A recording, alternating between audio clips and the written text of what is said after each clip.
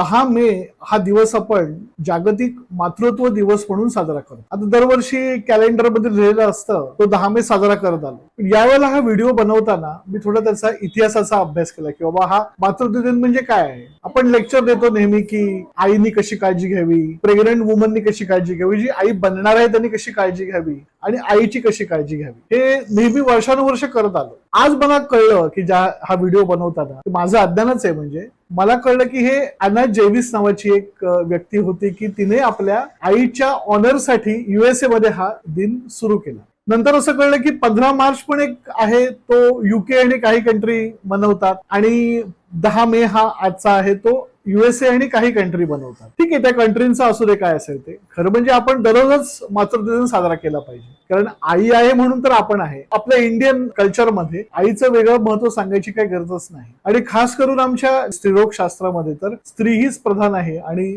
तिच्या आई होण्यामुळेच तर आपण सर्व आलो आहोत. तर अॅना जेविसने हा सुरू केला डे, तर तो मदर्स नेहमी काम करतात, न थकता आपल्या सर्व कुटुंबासाठी काम करतात. म्हणजे आपल्या बाळाला तो किती वर्षाचा बाळ होते तरी तो जेवला का, त्याने ब्रेकफास्ट केला का, डिनर केलं का, हे सगळं आईच बघत असते.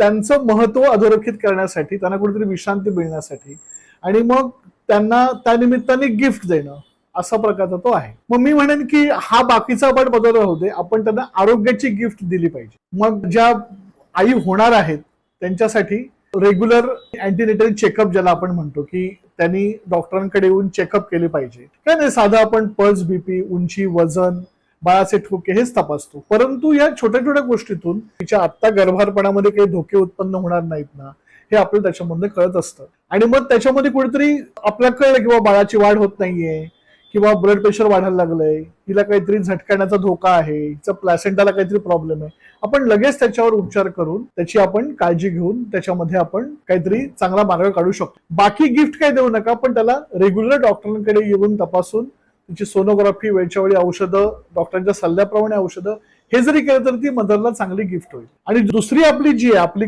आई आहे, म्हणजे ज्यांना ऍक्च्युअली आता मुलं बाळ आहेत त्यांची पण काळजी घ्यायला पाहिजे, कारण त्यांचे पण काही आजार आहेत. मी म्हणेन की जागतिक मातृत्व दिन आपण आपल्या आईला डॉक्टरांकडे नेऊन त्यांची गायनॅक चेकअप करणं किंवा इतरही, म्हणजे आईला दुसरे पण आजार होऊ शकतात, ब्लड प्रेशर होऊ शकतं, डायबिटीस होऊ शकतो, तर त्यांचं आरोग्य चेकअप करणं हे एक चांगल्या प्रकारची गिफ्ट असेल असं मला वाटतं.